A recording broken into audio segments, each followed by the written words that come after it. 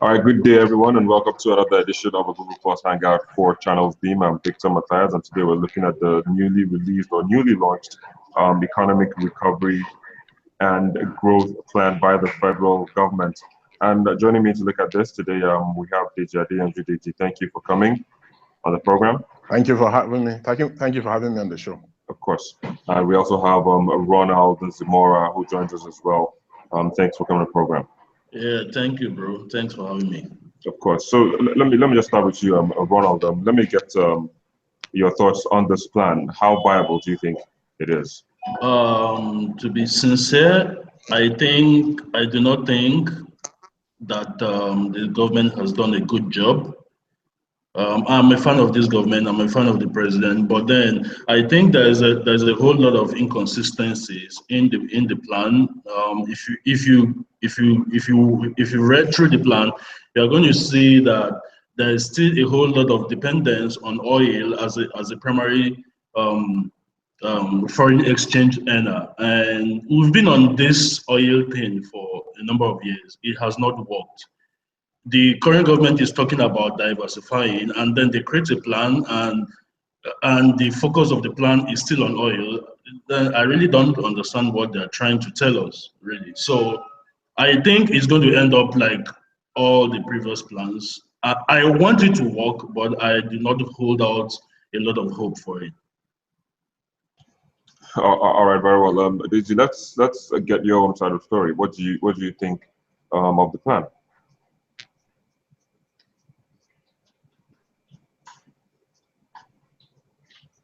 Deji, if you can hear me.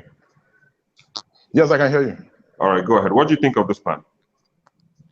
Well, I think to my own understanding, I've read the plan. I took my time to read it 3 times, so that maybe what I was not seeing during the first time, I could see during the second or third. Mm-hmm. But what I can just see is a government that is desperate to borrow money, and maybe because of the terms of the loan, the government decided to now play to the gallery.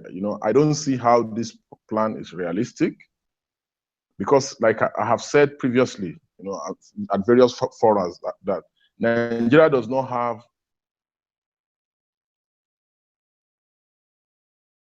problem, and our export problem, and we're effectively able to solve it, then I think we'll be heading towards a prosperous and a developed. We'll be heading in the direction of a developed nation. So does not highlight that direction which Nigeria should be heading. Nigeria, because if you base the plan on, because we should keep asking ourselves how much oil did NNPC sell in 2016? How much did they sell in February, in January? How much did they sell in February? With economic realities, if for instance the 2016 budget was a budget where 75% expenditure, how can any country that wants to be developed, act like that? Our 25% is on capital expenditure. There is no, Nigeria is not heading in the direction of development. So, we are on a path to fail with the way things are being done presently. If you look at the overhead cost of running the presidential villa alone in the 2016 budget, that nothing has really changed. In fact, things have even gotten worse than it used to be. Particularly to me, I think the government is desperately trying to borrow money to be seen that they are trying to meet some of the conditions that have been set by those they want to borrow money from. All right, Ronald, you talked about the plan is still dwelling on oil. I mean, Yes. but oil seems to be the biggest earner for Nigeria. Why do you think that should be left out of the plan? No, I'm not saying it should be left out. Of course, we can leave it out. That's our primary income earner right now. But if you're creating a plan for economic prosperity in a world where the importance of oil is dwindling, then you should be basing your plan on other things, not solely on oil. So you can create a plan for economic prosperity, and in a world where there's shale oil, where oil prices are tumbling down, and you are basing your economic prosperity on the same oil. It doesn't work. We can't be going forward and going back at the same time.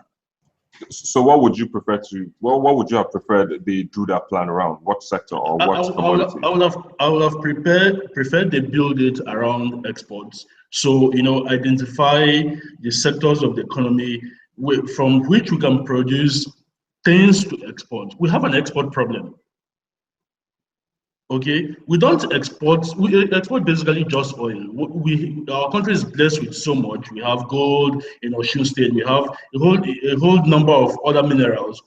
And a lot of them are unexploited because we have something we call the exclusive list somewhere that's mitigating against development. You can't just base a growth plan in 2017 on just oil. We have agriculture, we have other solid minerals. We need to, if we're going to build a plan really that should work, then we should focus on developing other resources that we have. That's not just oil. Yes, the oil has to be there, but then it shouldn't be the basis of the growth plan. All right, very well. DG, when nodding your head, I wasn't really sure if it was in concurrence to what Ronald was saying, but then let me just get why you are doing that. You see, Victor, any government that borrows, to live extravagant life, you understand, is not a serious government. Imagine you going to borrow money so that you can have a pool party in your house. You understand? You're not borrowing to go and invest, in something, but you want to borrow so that you can have a pool party. Or you want to borrow so that you can maybe like celebrate your birthday. Let's take it. The domestic borrowing for 2017 budget is at 1.252 trillion naira, while external borrowing is at 1.0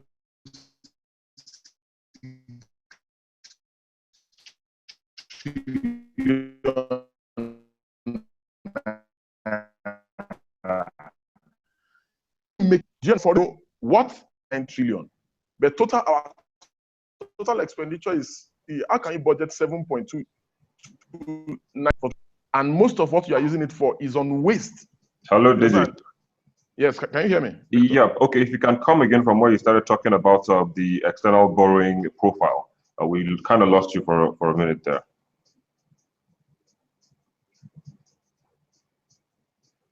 Can you hear me? Yeah, they have 26 trillion. Hello? Yeah, all right, go ahead. We can hear now. I said our external borrowing for 2017 is 1.67 trillion. That just does not make sense to me. What your colleague was simple. For the 2017 budget, non-oil revenue is 1.73 trillion. While oil revenue itself is 1.985 trillion. I don't know where our problem is now. You understand? In this entire budget, we have a deficit of 2.269 trillion naira. You understand? That is where the problem is. You understand? Because to have party, because that's what this government is doing. No reasonable human being borrows money to have a pool party, so that you can make profit turnover. What the government is doing is the government is borrowing to spend on frivolities. That is not the direction that any developing country should be heading. You understand? To me, it does not make sense, that our physical framework does not evolve around agriculture. We are not focusing too much on things that can sustain the economy. Rather, we are focusing on things that will not take the country anywhere. So, in my own analysis, I don't see how the plan can lead Nigeria out of recession. Except maybe they will just announce, anytime and say we're out of recession, but the problem persists. But I mean, I think they were specific. They laid specifics. I don't think they really made mention of borrowing in the plan. But what makes you think that the whole exercise is just geared towards borrowing from external or even internal sources? No, the truth of the matter is, when you look at your budget, your 2017 budget, the questions that come to mind is, what will the money in the 2017 budget be spent on? Those are the main issues, key main issues. You cannot borrow money domestically and externally so that you can fund National Assembly, so that you can fund Aso Rock, you can fund fueling of generators, you can fund, do you understand? If you are borrowing money to build solid infrastructure for power, because if you look at the 2017 budget, look at the number of cars, SUVs that is going to be bought by the government in almost all parastatals and every agency of government. How does that make sense? How does that make any sense? Look at the level of waste. Do you understand? You know, oil, the oil benchmark for 2017 is 42 cents per barrel. You understand? You now look at the oil production itself, you know, maybe 2.2 million barrels per day. Then you look at maybe on an exchange rate of 305 to the dollar. Let's even say what they are saying. Look at inflation. You understand? These issues cannot help the economy. It cannot, because the major problem of the 2017 budget is waste. Imagine if we can cut waste. You understand? We will not have to borrow this much. We will not have to be, you know, a recovery plan in that is not wasting. You know, imagine if we invest the money that is supposed to be used to build the gate man's house of the vice president on culture. Imagine if we can. The major problem that we have as a country is, if we can cut our culture of waste, you know, we'll be able to boost the economy. The reason why the economy is suffering is because we have a system that encourages waste. You understand? Because I do not see any wisdom in going to borrow money to come and have a party. All right. I will just come back to you just a bit, but Ronald, let me come back to you. One of the issues that have been raised is maybe yes, the budget says timeline. It's a timeline plan, 2017 to 2020. But therein, I mean, how specific is the plan in terms of what some of the things they talked about? Maybe like you know, building a globally competitive economy, investing in Nigerians, restoring growth. Are there timelines as to when these will be achieved? Of timelines, but you see, again. Sorry, can you come again? Yeah. Going through the documents, right? You know, they have a sort of a timeline, you know, from 2017 to 2018, 2019, up to 2020.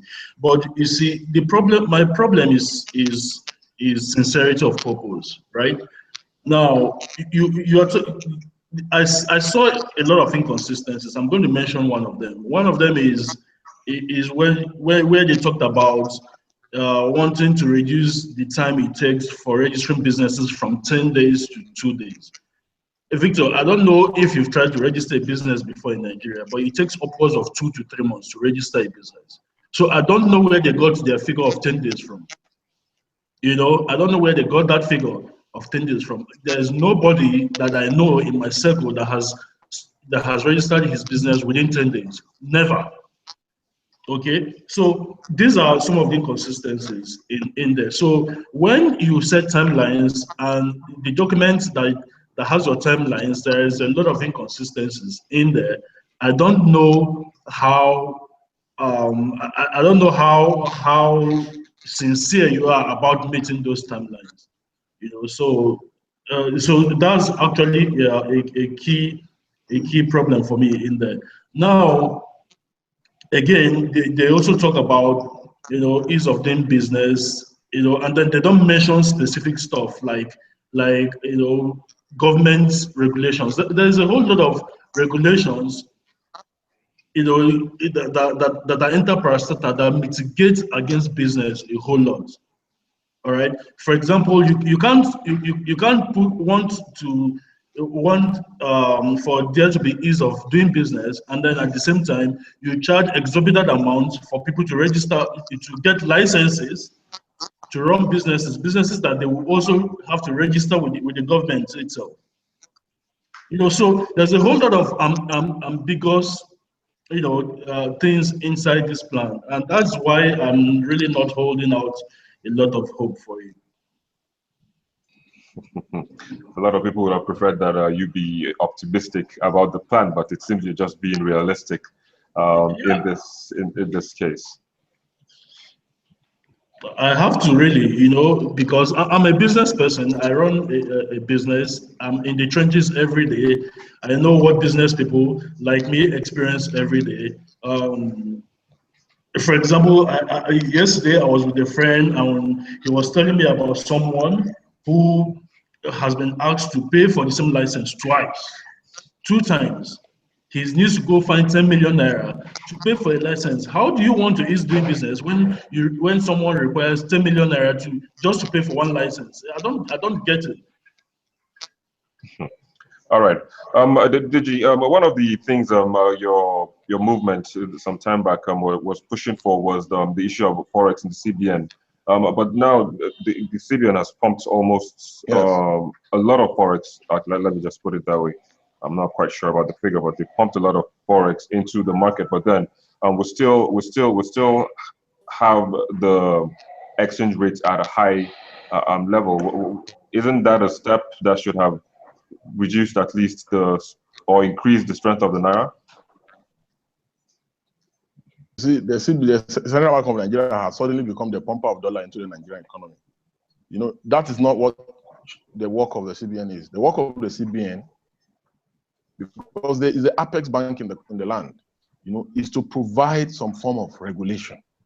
You understand? We have repeatedly, my organization, the Concerned Nigerians, has repeatedly told the CBN that you cannot police the naira. You understand? You cannot use military tactics to run an economy.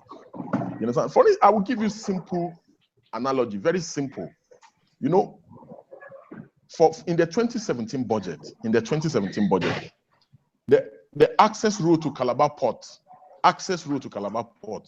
they will be spending 200 million naira in the budget on it. But the gate house of the vice president will cost us almost 500 million naira in the 2017 budget. The Port Harcourt rail network in 2017 budget, they'll be spending 200 million naira on that.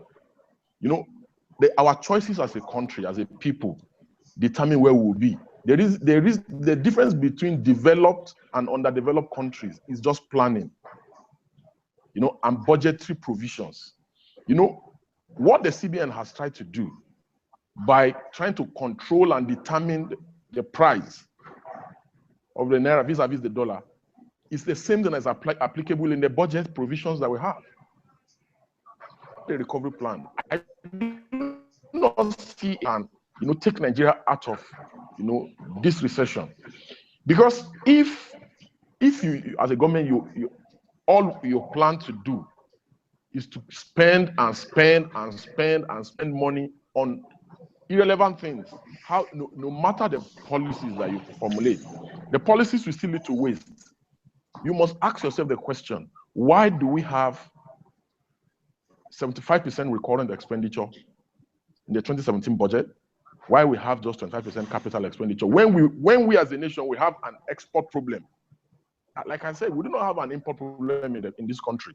What we have is, because in the budget we should be seeing outrageous sums for agriculture, for things that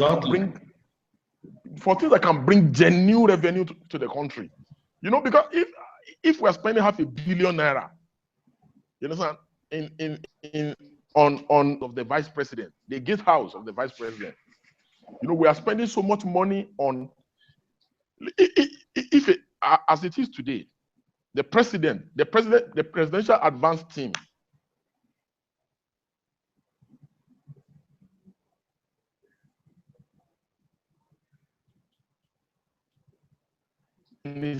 including Daura, 125 people go as advance team.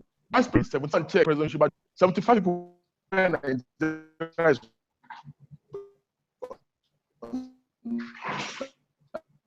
developed. Because one thing is that in the recovery plan, expenditure, you understand? And Sorry. You know, focuses more. Sorry, Deji, we lost you when you were talking about the advanced team of the president. I said the advanced team of the president. It's 120 go before the president.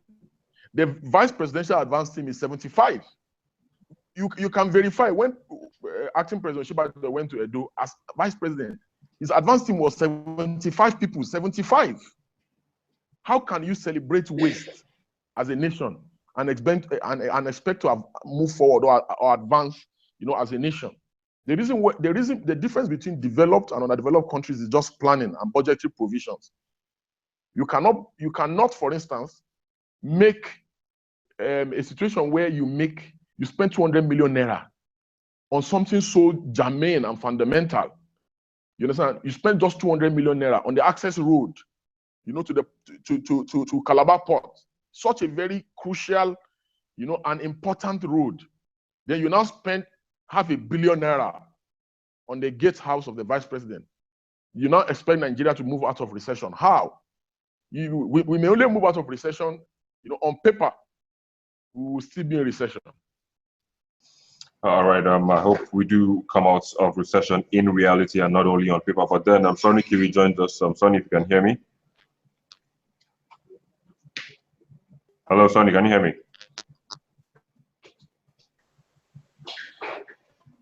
All right. Well, you can't hear me. But so, Ronald, let me just come back to stay with you. You actually share Deji's view about Nigeria having an export problem.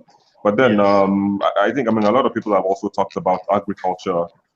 There's even the ICTs. Don't you think these are also other areas that we should be tapping into to at least get out of the recession? Well, yeah, of course, ICT, agriculture. See, we need to be tapping every area that has viable potential that is not oil. That's my point, right? It doesn't matter if it's agriculture or ICT or outsourced work. We need to be tapping all of it. You know, Deji was talking earlier about spending 200 million on an access road to the port. Now, I don't even have a problem with spending 200 million on an access road to the port if they have determined that that's what it's going to cost to make it good. My problem is spending money on things that are not important, you know, or things that are not so important, spending so much money on them while leaving out the very important ones, right? So if, for example, I don't know how true it is that we're spending hundreds of millions on a gatehouse, but if that is true, I think it is silly, right? We should have taken that money and added it to the budget for agriculture or the budget for ICT, right? So that is what we should be doing. We should be maximizing and spending more money on those sectors of the economy that can generate us revenue, that can bring in revenue into the country. We should be spending more money on agri. We should be spending more money on ICT. We should be spending more money on these other sectors that is not agriculture. Oil is going away, whether we like it or not. It is going away. All right, so we can't just keep hoping on oil and hoping on oil, especially for a government that is telling us that we are moving in a new direction. You know, like I said, you know, I should be based on, you know, my antecedents. I should be someone hyping this government and praising them. But the truth is, it's not about a matter of praise. This is a matter of what's important, and what's important is that we should focus on the things that will sustain us in the coming years, not the things that are going away. All right, very well then. Deji, let me just come to you. Let's get your closing statement before we go. You see, basically, like what my colleague has said, we need to focus spendings on things that are important, extremely important for advancement of the country and, you know, real development. In sense, in the EFCC building an office that will cost us billions and billions of naira. You understand? I do not see any reason why we should still continue focusing. Because if you look at the NNPC budget, or in fact, you will have cause to worry for this country. You understand? If you look at EFCC's budget, you have cause to worry for this country. You understand? Like he said, agriculture. If you are spending instance, there's something that is so amazing that I just thought about right now. If in 2016, 221 pipes, pipelines were vandalized by militants, and several other vandalism acts like that. So if you spend so much on the oil sector with so much sabotage, in that sector, and imagine if you spend same in agriculture, and you generate more revenue from non-oil sector. We'll take care of our export problem, because at the moment the only major thing we export is crude oil, and the economy will not be having this need to quickly put together a recovery plan so that we can borrow money. You are borrowing money domestically, you are borrowing money on the international scene, and we are just borrowing left, right, center, just so that we can spend more money. The two greatest problems that we have in these countries, we have, number one, we have an export problem, a problem of waste. If we can tackle these key problems, because for instance, even with what he mentioned ICT. ICT can turn around, the country. Look at what Google, the amount Google generates. We cannot come close. So the amount Facebook generates, we cannot come close. So there are so many ways that we can turn around, our fortunes. The opportunities are there. It's just for the government to because if the government say we're heading in a new direction, we need to see that new direction in this recovery plan. I personally do not see the new direction in the recovery plan. It's just business as usual, focusing on oil, and there is no way that the Central Bank of Nigeria can police the Naira. They cannot also run the economy, with military tactics. So those are my closing words. All right, thank you very much, Deji Adeyanju. You joined us from Abuja, Nigeria's Federal Capital Territory. Of course, Ronald, let's also get a sense of what you would want to see in terms of making future plans.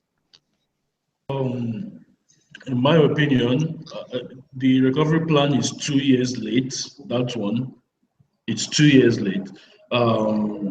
Nonetheless, it's been created, it's been done. I hope that it works. I do not hold out a lot of hope for it. What I think they should do is to now it's going to seem radical, but I think this recovery plan should be rewritten. I think it should be drawn up again and more focus, put on the areas that will grow the economy for the future, that outside of oil,